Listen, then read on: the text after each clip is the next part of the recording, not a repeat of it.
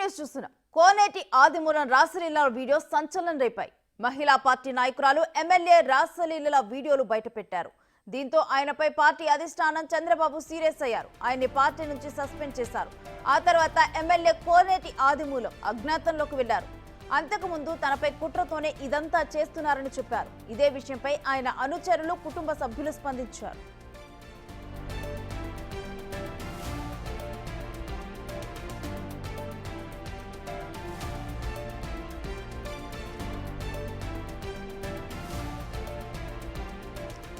రాసలీల ఇష్యూపై ఆయన కుమారుడు సుమన్ స్పందించారు. ఆయనపై రాజకీయ కుట్రతోనే ఇలా చేశారని ఆరోపించారు. గత ఎన్నికల్లో మాజీ మంత్రి పెద్దిరెడ్డి నుంచి డబ్బులు తీసుకొని తన తండ్రిని ఓడించే కుట్ర చేశారని, అది కుదరక ఇప్పుడు మరో కుట్రకు తెరతీశారన్నారు. అసలు వాస్తవాలు త్వరలోనే బయటకొస్తాయని ఆదిమూలం కుటుంబ సభ్యులు చెబుతున్నారు.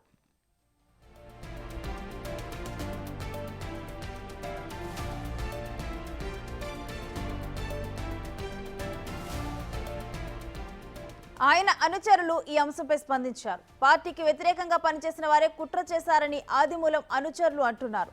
ఆదిమూలంకు ఇలాంటి పిచ్చి అలవాట్లు లేవని అనుచరులు చెబుతున్నారు. ఆదిమూలంను రాజకీయంగా దెబ్బతీయటానికి ట్రాప్ జరిగిందేమోనని అనుచరులు అనుమానం వ్యక్తం చేస్తున్నారు.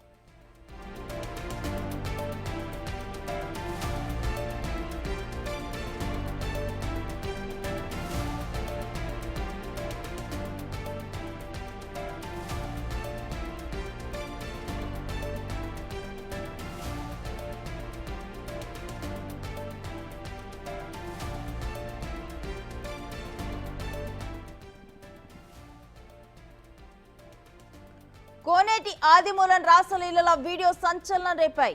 మహిళా పార్టీ నాయకురాలు ఎమ్మెల్యే రాసలీల వీడియోలు బయటపడ్డాయి.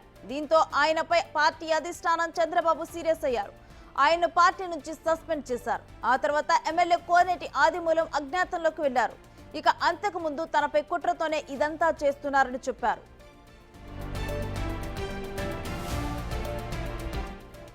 ఇక ఇదే అంశానికి సంబంధించిన డీటెయిల్స్ మా ప్రతినిధి దామోదర్ లైవ్ లో అందిస్తారు. దామోదర్,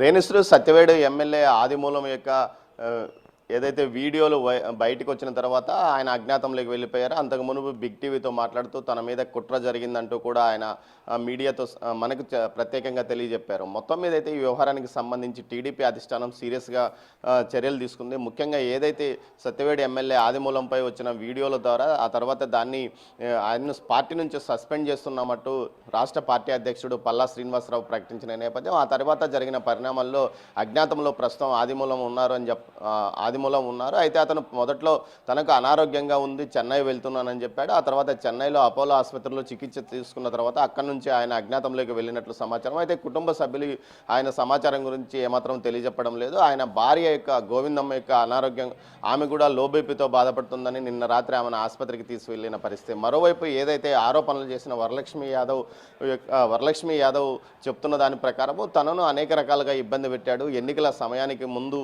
ఏదైతే వైసీపీ నుంచి వచ్చిన ఆదిమూలం అభ్యర్థిత్వాన్ని తాము వ్యతిరేకించామని, గతంలో ఇన్ఛార్జిగా పనిచేసిన హెలెన్కు అవకాశం ఇలా ఇవ్వాలంటూ తాము డిమాండ్ చేశాము. అయితే పార్టీ మాత్రం ఆదిమూలం పేరును ప్రకటించిన తర్వాత ఆయనకి ఎన్నికల్లో పనిచేశామని చెప్తుంది. కేవీపురం మండల అధ్యక్షురాలుగా ఉన్న ఆమె గతంలో తెలుగుదేశం పార్టీలో ముందు నుంచి కొనసాగుతుంది. అనేక ఆందోళనలో తాను పాల్గొన్నానని కూడా ఈ సందర్భంగా తెలియజెప్పింది. అయితే ఆమె ఈ సమాచారాన్ని నేరుగా పార్టీ అధిష్టానానికి ఇవ్వకుండా మీడియాకు ఎందుకు విడుదల చేసిందంటూ కూడా కొంత ప్రశ్నిస్తున్నారు. అయితే తాను అటు చంద్రబాబు నాయుడుకు, నారా లోకేష్కు ఫిర్యాదు చేసినప్పటికీ ఫలితం రాకపోవడంతోనే తాను ఈ విధంగా చేశానంటూ కూడా ఆమె తాను విడుదల చేసిన ప్రకటనలో తెలియజెప్పింది. మొత్తం మీద అయితే ఈ వ్యవహారంతో తెలుగుదేశం పార్టీ జిల్లాలో తెలుగుదేశం పార్టీ ప్రతిష్ట కొంత దిగజారిందని కూడా చెప్పక తప్పదు. ముఖ్యంగా ఈ విషయాన్ని ఏదైతే ముందుగా గత నెల రోజుల నుంచి ఏదైతే సత్యవేడు నియోజకవర్గంలో తెలుగుదేశం పార్టీలో కుమ్ములాట్లో మొదలైన, ముఖ్యంగా ఏదైతే వారం రోజుల క్రితం ఒక వీడియో కూడా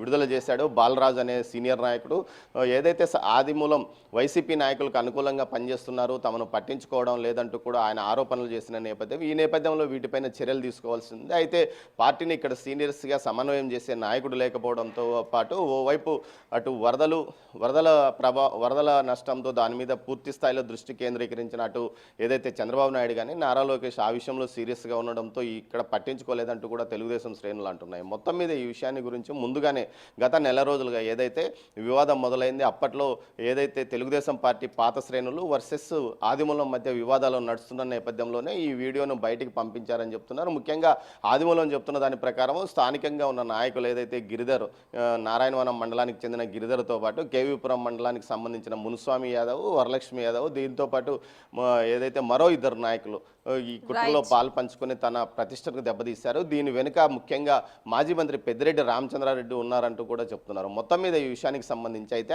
ప్రస్తుతం పెద్దిరెడ్డి ఏదైతే ఆదిమూలం అజ్ఞాతంలో ఉన్నారో ఆయన ఒక సీనియర్ నాయకుని వద్ద ఉన్నట్లు కూడా సమాచారం తెలుస్తుంది. అయితే ఆ విషయాన్ని బయటికి అధికారికంగా ఎవరు చెప్పడం లేదు. మరోవైపు కుటుంబ సభ్యులు, ఆదిమూలం కుటుంబ సభ్యులు మాత్రం సీరియస్గానే ఈ విషయం మీద స్పందిస్తున్నారు.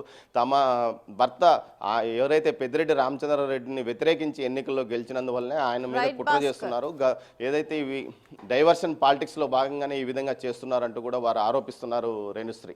Right, thanks for the details Damodar.